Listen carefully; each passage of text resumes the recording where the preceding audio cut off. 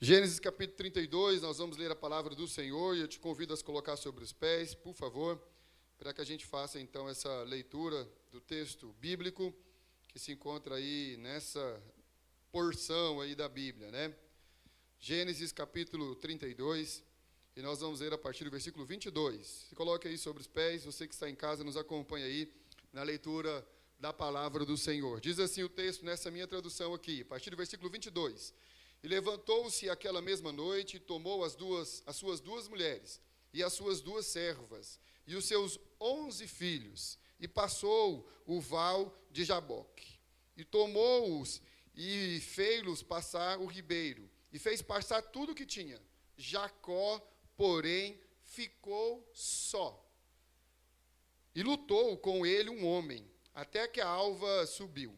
E vendo este que não prevalecia contra ele, tocou a juntura de sua coxa e se deslocou a juntura da coxa de Jacó, lutando com ele. E disse, deixa-me ir, porque já a alva subiu. Porém ele disse, não te deixarei ir, se não me abençoares.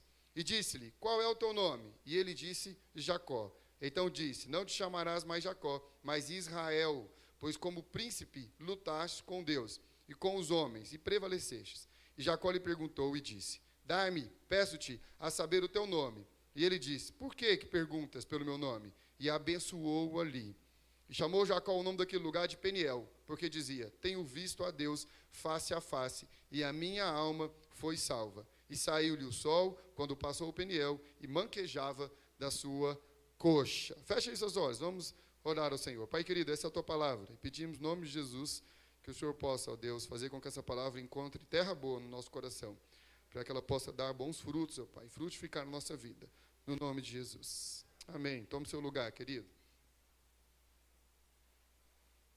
Meus irmãos, esse é um texto que fala desse homem que lutou com o Senhor. Talvez você já tenha lido este texto, talvez você já tenha escutado esse texto em algum lugar, né?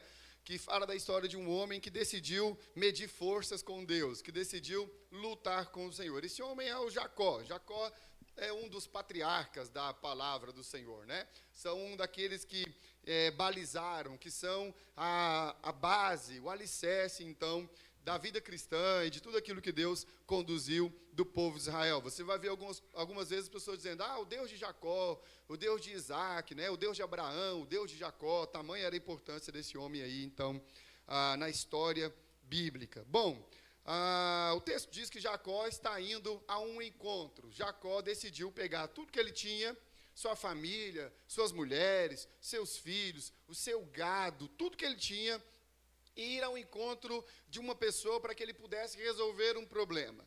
Pastor Elbio, qual era o encontro?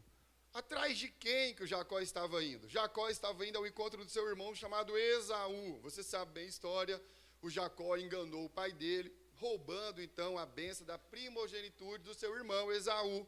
E depois que ele fez isso, a sua mãe orientou que ele fosse embora, que ele sumisse, porque o seu irmão Esaú queria matá-lo. E então Jacó vai embora para a terra dos seus tios, e ele fica muito tempo, muitos anos, ele fica aí como um homem que não tem terra, não tem lugar, não tem família, indo de lugar a lugar, com medo de se reencontrar com o seu irmão e morrer. Até que chega o dia que ele diz, não dá mais para eu viver assim, eu não consigo mais viver como um fugitivo, eu vou ao encontro do meu irmão e seja o que Deus quiser. Se ele me matar, que eu morra. Mas eu não suporto mais viver dessa forma, eu quero voltar então para minha casa. É o que está acontecendo agora. Jacó está voltando, mas antes dele encontrar o seu irmão Esaú, ele então tem esse momento aí que nós lemos essa parte da Bíblia. Ele está em um lugar, todo mundo atravessa e diz o texto que Jacó ficou sozinho, antes do vale. Enquanto ele estava naquele lugar sozinho, ele encontrou com um homem que, segundo a percepção de Jacó, um pouco mais para frente ele vai dizer isso, era o próprio Deus. E então ele vai lutar com este homem até que ele seja abençoado. Diz o texto que o homem, depois de ter lutado bastante, tendo percebido que não ia convencer o Jacó, toca a coxa do Jacó, e a coxa do Jacó é ferida, ele desloca esse osso aqui, né? E então ele abençoa o Jacó, e o Jacó nunca mais andou como antes, ele agora passa a andar então mancando. Mas há um outro detalhe que acontece também, é que o nome de Jacó é trocado. Ele deixa de chamar Jacó e agora passa a se chamar Israel. Qual é o significado do nome Jacó? O significado do nome Jacó é o enganador, ou mentiroso. Qual que é o significado do nome Israel? Príncipe de Deus.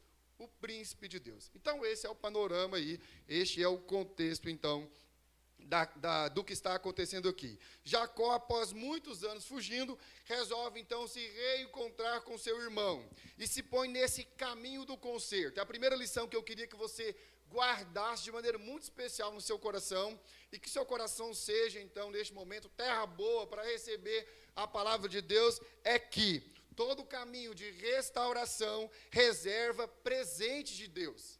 Preste atenção, eu vou falar mais uma vez para que você possa entender.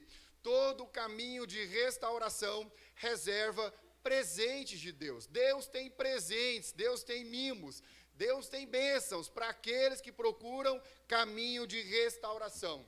Deus dá graça aos humildes e humilha os soberbos. É a palavra do Senhor que diz que Deus dá graça aos humildes. Ora, uma característica que precisa ter aquele que busca caminho de restauração é a humildade.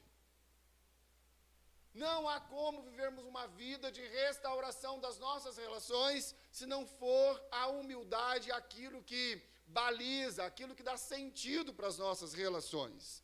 Todas as vezes que eu ou você decidimos reconciliar, todas as vezes que nós decidimos pedir perdão ou perdoar, todas as vezes que nós decidimos converter os nossos corações aos corações dos nossos filhos, ao coração dos nossos pais, haverá um encontro transformador com o Senhor. Queridos, Jacó jamais imaginava que no caminho de reencontro com Esaú, onde seu coração está cheio de medo, cheio de pavor, Jacó não sabe se vai permanecer vivo. Jacó jamais imaginou que Deus reservava para ele neste caminho uma bênção deste tamanho. A vida de Jacó vai ser transformada. A vida de Jacó nunca mais será a mesma depois dele ter decidido trilhar um caminho de restauração. Sabe por que muitas vezes eu e você não experimentamos transformação do Senhor? Porque não temos a humildade de trilhar caminho de restauração. A gente diz, pastor, foi o fulano que me fez mal.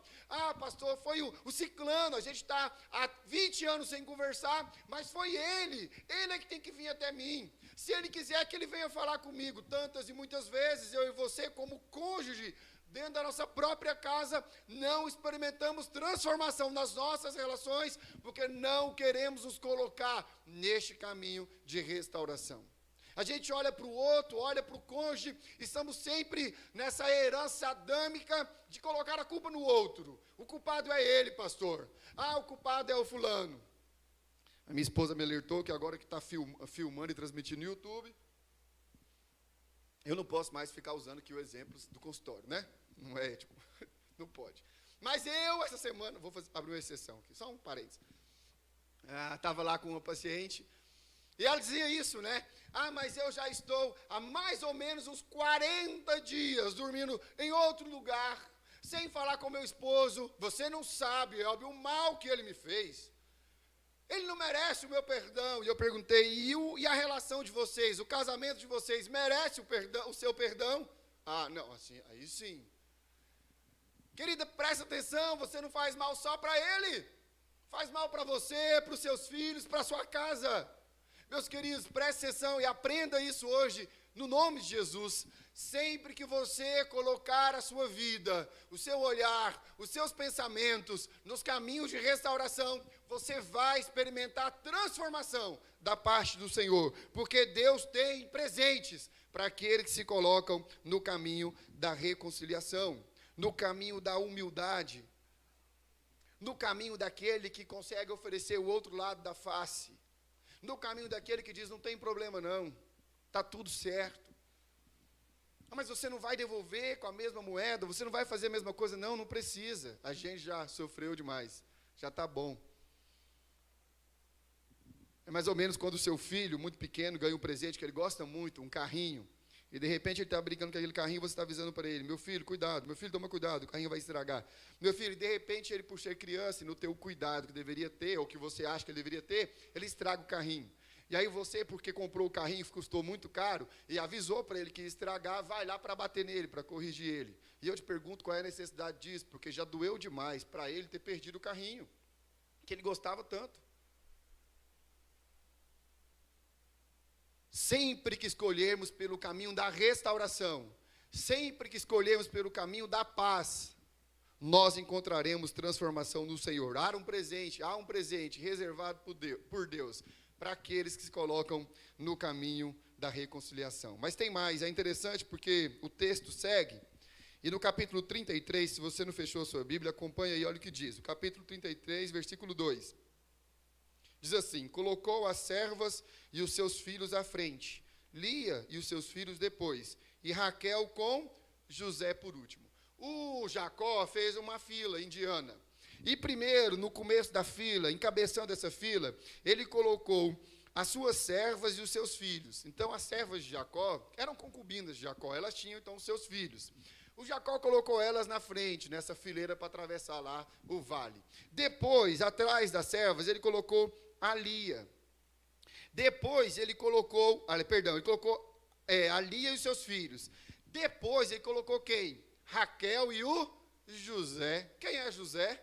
José é aquele mesmo garotinho que sonhava, que tinha uma capa bonita, e que por conta disso foi jogado pelos seus irmãos num buraco, vendido pelos seus irmãos. O segundo maioral no Egito. É esse José. É ele que está presente, ainda muito pequenininho, era uma criança, mas está presente nesse momento em que Jacó está vivenciando essa história tão maravilhosa. E põe atenção no que eu vou te falar agora, no nome de Jesus. No caminho do conserto está José.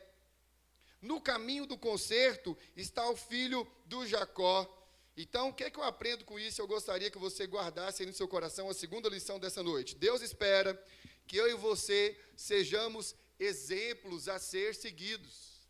Meus queridos irmãos, lá na frente, José vai ter que passar pelo mesmo problema que o Jacó. Ele vai ter que perdoar os seus irmãos. Ele vai ter que reencontrar os seus irmãos, e esse reencontro, José vai ter que decidir se é um reencontro de condenação ou se é um reencontro de restauração. José estava numa posição que ele poderia muito bem mandar matar seus irmãos com requinte de crueldade. Ele podia muito bem mandar aqueles homens tirar o sangue dos seus irmãos e depois despejar o sangue a contra-gotas na frente deles e permitir que eles morressem sem sangue lá. José podia muito bem pegar a cabeça dos seus irmãos e cortá-la fora. Mas José, porque aprendeu com seu pai, escolheu o caminho da restauração. Eu e você precisamos aprender que nós estamos sendo usados por Deus para impactar uma geração, para sermos exemplo para essa geração. O que mais carece os nossos filhos é de um referencial. O que mais carece os nossos filhos, meus queridos irmãos, é de um exemplo a ser seguido. Quem que a gente vai seguir? Qual é o exemplo que eu posso buscar? Será que eu e você, como pessoas adultas, maduras, pais de família, podemos dizer que nós somos exemplo para os nossos filhos? Será que nós podemos dizer, meus filhos, você vê como eu faço? Olha como eu perdoo as pessoas. Veja como eu estou sempre buscando o caminho da restauração. Aprenda comigo, meu filho. Meus queridos irmãos, nessa noite nós precisamos entender que nós precisamos deixar um legado de generosidade para os nossos filhos, porque o mundo é mau, e o mundo é cada vez mais mau ainda. Mas o grande problema disso, meus queridos irmãos, não é o mundo que os nossos filhos vão enfrentar, são os filhos que o mundo vai receber. Quem são esses garotos que vão crescer lá no futuro? Eu tenho dito lá no consultório que nós estamos vendo uma geração de Kikos e Donas Florindas, né? Lembra do Chaves? Chaves é emblemático, né? Augusto, com certeza, né, Augusto? Não assistia lá em Gurupi? Passava não? Não tinha SBT. Ah, então tá bom. Tá tudo bem. Então tudo bem, né? Quem assistia Chaves aí, em nome de Jesus? Aí, muito bom. Fez parte da nossa infância, tá? Não sei o quê, lá. Quem era o Kiko lá no Chaves? O Kiko era aquele mocinho que a mamãe chamava ele de tesouro. Ah, Kiko, Chaves tem uma bola, a mamãe vai dar uma bola maior para você. O Chaves tem um velocípede, mamãe vai dar uma bicicleta. E a mamãe do Kiko nunca permitia que ele vivesse uma frustração. Ela estava sempre tentando fazer com que o Kiko se sentisse um tesouro. E, meus queridos irmãos, nós estamos fazendo isso com os nossos filhos. A gente está criando um bando de Kiko. Menino que acha que tem que ser melhor, que não consegue viver frustração, que não consegue ver um outro sendo mais inteligente, mais esperto. A gente tem criado os nossos filhos para ser tal qual o tesouro. Nem chorar, o infeliz não chora. E quando chora, nem lágrima sai do olho. Não consegue se compadecer do seu melhor amigo que mora dentro de um barril. Enquanto ele mora em casa, vive bem e come bem. Mas ele vai embora tranquilo e dorme lá no quentinho, enquanto o amigo Chaves dorme dentro do barril. E a nossa geração é essa geração que anda de BMW, que anda de carrão, mas não abre o vidro para ser generoso, para ser solidário com ninguém. Quais são os filhos que o mundo vai receber daqui 10 anos? Como que a gente tem criado os nossos filhos e educado os nossos filhos? O Jacó era um exemplo para José. Quando Jacó estava vivendo esse momento de reconciliação, José estava lá. José viu como seu pai perdoou seu irmão. Como o irmão perdoou seu pai. Se você continuar lendo o texto, lá no capítulo 33, vai falar do encontro de Esaú e Jacó. O Esaú diz para Jacó: ver o teu rosto é como ver a face do Senhor. O José estava lá. Foi uma choradeira danada, todo mundo chorando, e benção, tio, aquele negócio, quanto tempo que eu não te vejo. O Esaú pergunta: quem são esses? O José fala: são meus filhos que Deus me deu nesse tempo que eu fiquei aí vagando. O que é tudo isso, Jacó, que você trouxe? Isso aqui tudo eu trouxe para poder você me perdoar. O Esaú fala: larga a mão desse negócio, o que é isso? É seu, continua sendo seu. Me dá um abraço aqui, meu irmão. E o texto diz que eles choraram, e juntos eles se abraçaram. Meus queridos, os seus filhos estão te observando. Os seus filhos olham os caminhos que você tem andado. Os seus filhos estão percebendo se os caminhos que você tem andado são caminhos de desavenças. Se os caminhos que você tem andado são caminhos cheios de orgulho, cheios de confusão. Ou se você tem se colocado no caminho de reconciliação. Os seus filhos olham a sua rede social. E eles querem saber se você é uma pessoa que está promovendo a paz, a reconciliação, ou se você é daquele que procura a confusão, que procura o atrito. Eu tenho visto, meus queridos irmãos, e você que é dessa igreja e acompanha os cultos lá no Instagram, que é um pouco mais intimista, né? Às vezes estamos só nós ali naquele momento, acaba que o pastor fica mais ousado para falar, né? Eu tenho dito lá como eu tenho ficado decepcionado com as redes sociais. Inclusive redes sociais de gente da IBC mesmo, de gente boa, gente crente, mas que tem usado a rede social por um péssimo caminho, ou para um péssimo caminho, né? Um desserviço mesmo ao Evangelho. Não um caminho de reconciliação, mas caminho de agressão, caminho de soberba, a necessidade de ser melhor que o outro, de humilhar o outro, de desfazer do outro. Nossa, meu Deus do céu, no nome de Jesus. Eu acho que se Deus pudesse destruir alguma coisa aqui, seria as redes sociais. Não que Ele não possa, né? Ele podia até fazer isso. O desejo de Deus para mim e para você é que a gente entre no caminho da reconciliação. Então, preste atenção. Eu sei que Deus está trazendo à sua memória o nome daquela pessoa. E se você deixar para falar com Ele amanhã, você não vai conseguir. Você vai esquecer, o diabo vai roubar essa semente do seu coração, não vai dar tempo dela nem dar fruto. Então, você está autorizado pelo seu pastor a pegar seu celular agora e já mandar uma mensagem. Manda um oi, pelo menos um oi. Depois você termina de pedir perdão, depois você termina de reconciliar. Mas manda um oi, fala de que você precisa buscar caminhos de reconciliação. Não deixe para amanhã. Não deixe para amanhã. Experimente caminhos de reconciliação. Bom, no caminho de reconciliação, o Jacó acaba entrando em luta com Deus. E o que eu aprendo com isso? O que você pode aprender com isso também? Presta atenção e guarda aí no seu coração. Que o seu coração seja terra boa para a palavra do Senhor. Eu aprendo, haverá sempre resistência do nosso velho homem com o novo que Deus deseja fazer em nós. Presta atenção, haverá sempre resistência do velho homem com o novo homem que Deus deseja fazer em nós. Vê se não é assim na sua vida. Às vezes você se propõe a ser diferente, você acorda cantando aquele louvor sabe, aquele da alvorada, aquele da manhã, você já fala, hoje vai ser o dia, Senhor. E aquele, eu vi até um meme assim parecido, né? Não sei quem viu esse meme. Com uma mãe, ela acorda assim, um dinossaurinho. Aí um balãozinho assim, hoje você é a melhor mãe do mundo. E os menininhos estão assim, tudo pertinho, e ela está toda bonitinha, coraçãozinho voando para todo lado, e um louvor assim no outro balãozinho, ela acordou cantando louvor. Aí, de repente, é à tarde, aí ela está um tiranossauro rex, comendo a cabeça dos meninos, assim, jogando para lá, né? Não durou nem um dia, aquele desejo de ser boazinha, de ser tranquila, e de repente ela estava lá já engolindo os meninos, né? Haverá sempre resistência do nosso velho homem, quando a gente se colocar no caminho da restauração, quando a gente se colocar neste lugar que o Senhor deseja para mim e para você. Mas nós precisamos resistir, meus irmãos. Nós precisamos resistir. Eu não sei você, mas já aconteceu comigo, de tantas vezes a gente pegar o telefone, de repente tentar entrar nesse lugar de reconciliação, nesse caminho de reconciliação, mas aí vem o velho homem e diz, não faça isso. Como é que fica seu orgulho? Presta atenção, olha só, ele que te ofendeu, que seja ele quem peça perdão para você. Mas você não acha que você vai ficar muito assim, meio manezão?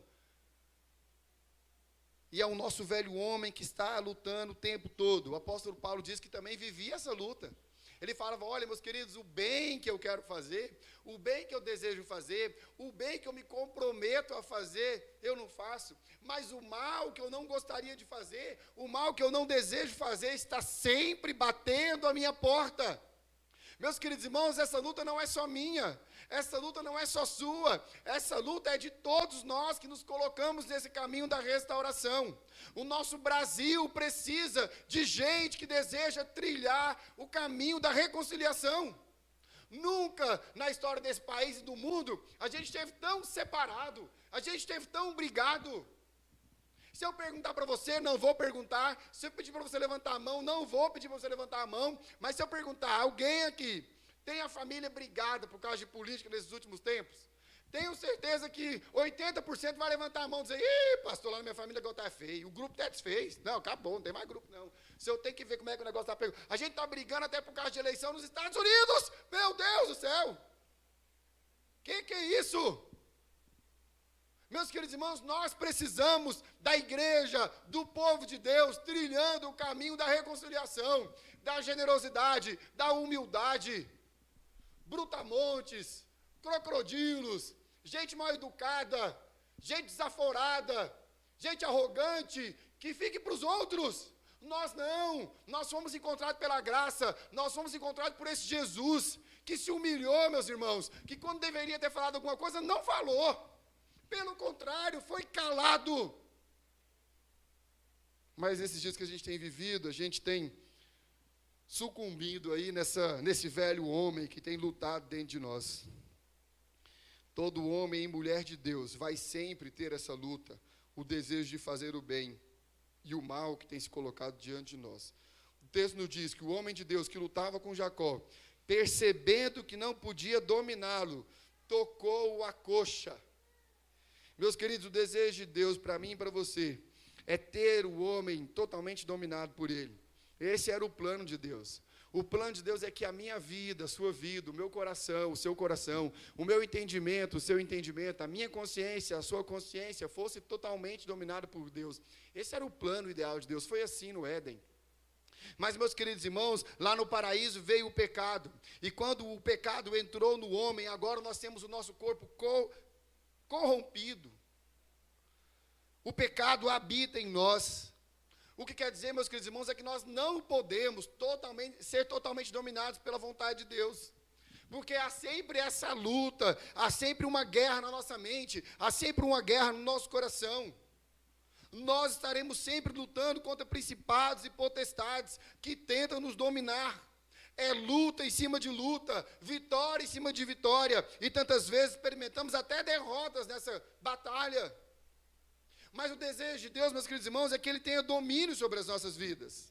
Mas quando Deus percebeu que Jacó não seria se render, quando Deus percebeu que aquela luta era uma luta que não tinha fim, o Jacó ia insistir, o Jacó ia permanecer. Então Deus toca a coxa de Jacó. O texto diz que aquilo fere Jacó, e ele fica manco. Queridos, o apóstolo Paulo também tinha uma carne no espinho.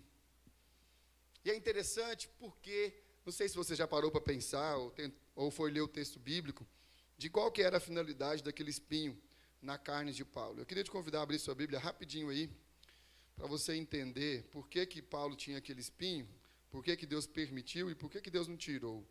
Às vezes você fala, o Paulo tinha um espinho na carne, pastor. Pois é, eu também tenho, não posso querer mais que o Paulo, tá? Mas você nem sabe o motivo. Talvez você nem sabe por que Deus permitiu que aquilo acontecesse. Olha o que o Paulo diz. Segunda carta aos Coríntios, capítulo 12, versículo 7. Segunda carta de Paulo aos irmãos em Coríntios. Eu falo Coríntios, mas é Coríntios. Capítulo 12, versículo 7 diz assim: para impedir que eu me exaltasse por causa da grandeza das revelações, foi-me dado um espinho na carne, um mensageiro de Satanás, para me atormentar. 3 vezes eu roguei ao Senhor que o tirasse de mim, mas ele me disse: minha graça é suficiente para você, pois o meu poder se aperfeiçoa na fraqueza. Portanto, eu me gloriarei ainda mais alegremente em minhas fraquezas, para que o poder de Cristo repouse em mim. Olha aqui para mim e presta atenção. O apóstolo Paulo fala que 3 vezes ele rogou ao Senhor. Sabe o que essa palavra quer dizer no grego original dessa palavra? É que o Paulo implorou ao Senhor. Você já negou alguma coisa para o seu filho quando ele está implorando? 3 vezes? É muito difícil, né? Uma coisa é ele pedir, aí você nega. Aí ele pede, não. Mas quando ele implora, eu fico imaginando o Paulo chorando, joelhos no chão. E quando as lágrimas descem, ele implora ao Senhor: pelo amor de Deus, tira esse negócio de mim. Pelo amor de Deus, que amanhã eu acorde livre desse espinho. Mas sabe de uma coisa, meus queridos irmãos? O apóstolo Paulo diz que o espinho na carne dele era para impedir que ele ficasse soberbo. É para impedir que ele se exaltasse, por causa da tamanha revelação que ele havia recebido do Senhor. Meus queridos irmãos, a resposta de Deus para Paulo foi assim: Paulo, você vai mancar. Você vai mancar. Não tem jeito, Paulo. Você não vai conseguir ficar sem esse espinho. Não vai rolar. Você vai continuar mancando. Tudo isso para que você não fique soberbo, para que eu não perca você. Sabe por quê, Paulo? Porque você está ficando muito bom no que você está fazendo. Você abriu um canal no YouTube, o pessoal está se inscrevendo lá, são milhões de pessoas inscritas. Lá no seu Instagram você foi verificado. Então, Paulo, você está ficando famosão demais, Paulo. E esse negócio é um problema sério. Então o espinho vai permanecer aí para você lembrar que você não é nada. Que o que basta para você é a minha graça. Que sem mim você não pode nada. Que sem mim você não vai a lugar nenhum. Eu ouvi um pastor pregando esses dias e ele falou o seguinte: houve um tempo no ministério dele que ele estava viajando demais. E aí ele deu um PlayStation para o filho dele. O filho dele pediu: pai, me dá um PlayStation. Tá? Ele deu um PlayStation para o filho dele. E aí ele fez umas 3 viagens depois disso. Na terceira viagem que ele chegou de casa, sempre que ele chegava em casa, os filhos abraçavam ele e brincavam com ele. De repente, depois que ele deu esse videogame, na terceira viagem, o filho dele não veio abraçar. E ele disse: meu filho, onde você está? Pai, estou aqui no quarto, estou passando uma fase aqui agora, não dá para eu ir agora não, já eu falo com o Senhor. E aí depois ele disse: meu filho, eu vou vender o seu videogame. Não, pai, mas o que é isso? Não pode, por que não? Não, nada disso, pai. Não, eu gosto demais desse videogame. Não, meu filho, eu vou vender porque depois que eu te dei esse videogame, eu te perdi.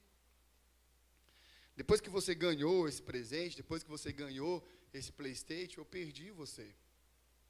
Sabe, meus queridos irmãos, presta atenção no que eu vou falar para você. A Bíblia diz que a gente pede e não recebe. Por quê?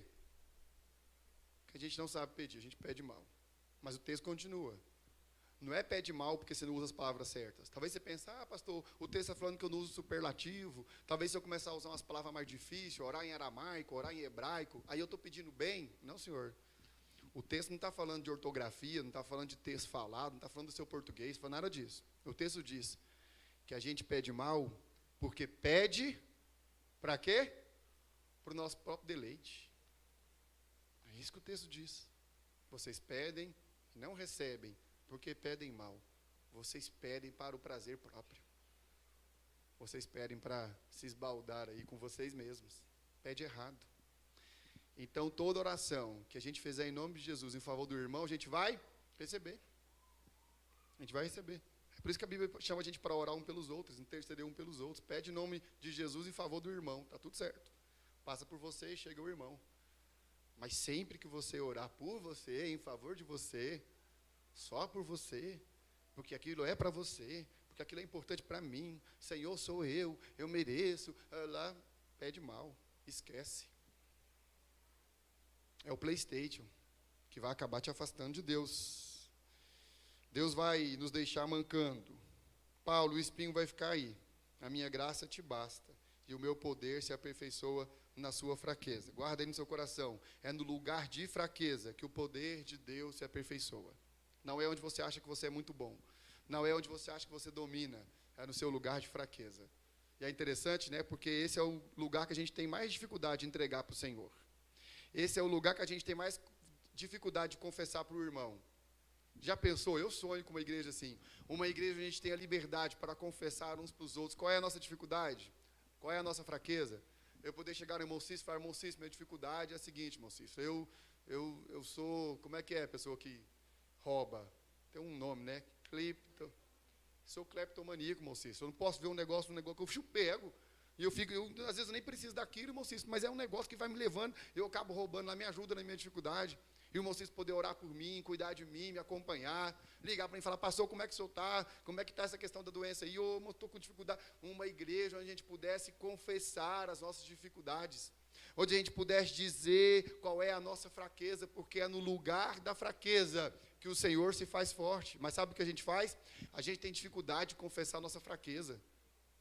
Às vezes nós somos descobertos pelo Senhor, o Senhor nos humilha, e a gente ainda fica segurando, não, mas eu não posso, não, Senhor, mas deixa que eu vou resolver, não, Senhor, eu vou dar um jeito nesse negócio, o Senhor desculpa aí, está tudo certo. A gente não confessa que aquilo é a nossa fraqueza, a gente não permite que o Senhor venha com a sua força, porque é na nossa fraqueza que o poder do Senhor, que a força do Senhor se fortalece. Então preste atenção, se a sua fraqueza é questão de dinheiro, se a sua fraqueza é questão de adultério, se a sua fraqueza é questão de mentira, confessa ao Senhor, porque é na sua fraqueza que o poder dele vai se fortalecer e vai te fortalecer. Confesse ao Senhor, diga ao Senhor. O Jacó mancando é perguntado assim, qual é o seu nome? O texto diz que o homem pergunta para Jacó, qual é o seu nome? Meus queridos, é a segunda vez que o Jacó vai ter que responder essa pergunta. Segunda vez, assim, de maneira solene, que o Jacó tem que responder essa pergunta. Na primeira vez, ele disse que o nome dele era Esaú. O papai dele perguntou, pegou nele, tem pele de Esaú, tem cheiro de Esaú, tem roupa de Esaú, mas o papai ficou meio, será que é o Esaú? E aí o Jacó disse que era o Esaú. Agora Jacó está novamente sendo perguntado, qual é o seu nome? Na primeira vez, o Jacó disse, eu me chamo Esaú. O enganador conseguiu enganar o seu pai. O Jacó, o enganador, o mentiroso, conseguiu enganar e mentir para o seu pai.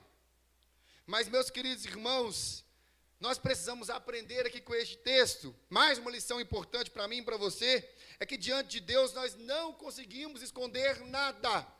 Por quê? Porque diante dele tudo é revelado. Diante de Deus nós não conseguimos esconder nada, porque a sua presença é reveladora. Porque o Senhor é aquele que traz à luz todas as coisas. Você pode aprender uma performance diante das pessoas, você pode enganar os outros, você pode enganar a sua esposa, o seu marido, os seus filhos, os seus pais, mas Deus não pode ser enganado. O mentiroso não conseguiu mentir dessa vez, o enganador não conseguiu enganar. Qual é o seu nome? Pergunta o Senhor. E ele disse, o meu nome é Jacó. Eu sou o mentiroso, eu sou o enganador.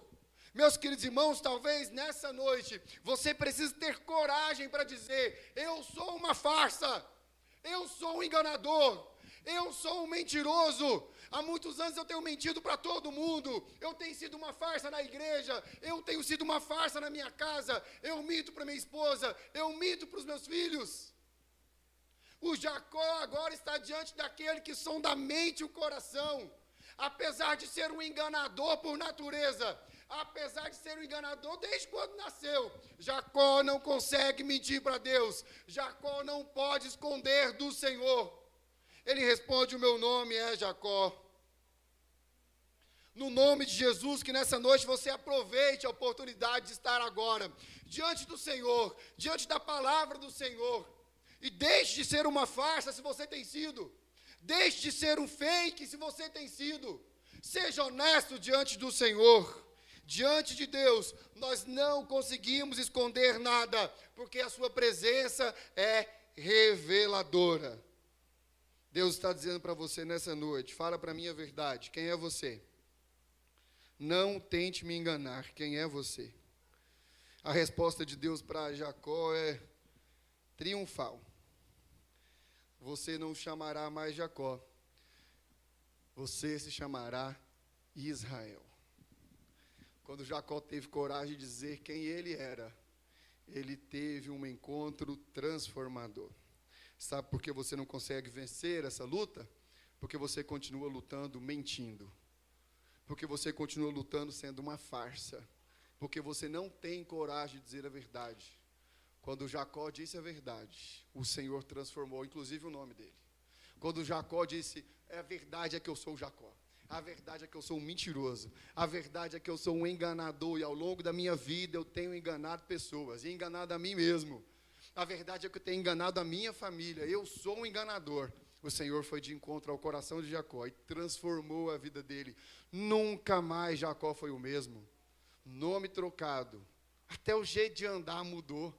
O Jacó agora anda mancando. Israel, príncipe de Deus, não mais enganador, não mais mentiroso. Talvez nessa noite, meu querido irmão, o Senhor queira te dar um nome novo.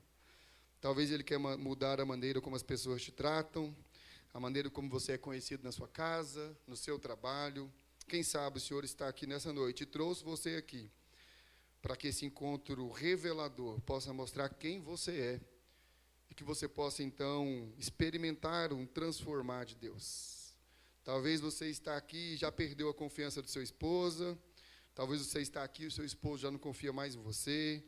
Talvez ninguém acredite mais em você, ao ponto de você ser conhecido como um enganador. Aquele que está sempre mentindo, aquele que está sempre enganando. O Senhor deseja mudar a sua sorte. Amém? O Senhor deseja mudar a sua sorte. Não mais enganador, não mais mentiroso. Príncipe de Deus. Israel, o príncipe de Deus. O Jacó estava indo a um encontro de reconciliação com o seu irmão. E tem um encontro transformador com Deus. O Jacó ia caminhando a um encontro reconciliador com seu irmão.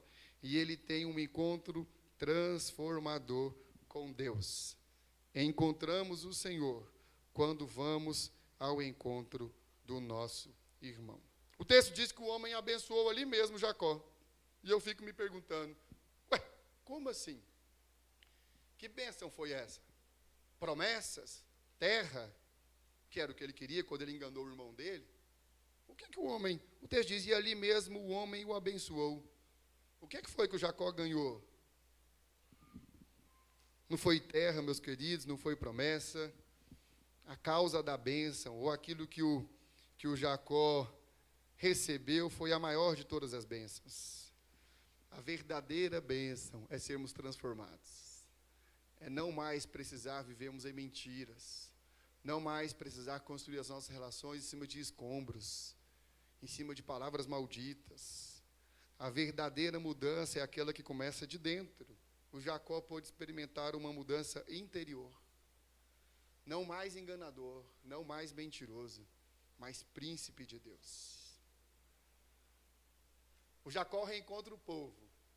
Ele atravessa lá o vale, Peniel. E quando ele chega lá, o pessoal fala: ué, Jacó, você está mancando? Ué, o que aconteceu com você, cara? Você ficou para trás, de repente você chega aqui mancando. O que aconteceu? O que foi? O Jacó disse: é isso aí mesmo, gente. Eu estou mancando. Eu tive um encontro transformador com Deus. Olha aqui para mim e presta atenção no nome de Jesus. Desconfie de pessoas que não mancam, tá bom? Tá? Desconfie de pessoas que não mancam. Gente que diz que teve um encontro transformador com Deus, mas a vida dele não demonstra nada disso. Desconfie de gente que não manca. Desconfie de gente que não tem espinho na carne. Gente que fala: tá tudo bem, ei, tá tudo fácil. Não, pastor, aqui é só coisa boa. Negócio, desconfia. Desconfie também se você não manca. Olha para a sua vida. Vê se você manca, se você não manca. Se tem uns espinhos aí. Porque o encontro que nós temos com o Senhor transforma as nossas vidas. Ele nos marca. Ele nos marca. A Bíblia diz, o que fumava, não fuma mais. O que bebia, não bebe mais. O que mentia, não mente mais. O que roubava, não rouba mais. Há uma marca. Há uma marca. Desconfie de quem não manca. E se você não manca, desconfie de você mesmo.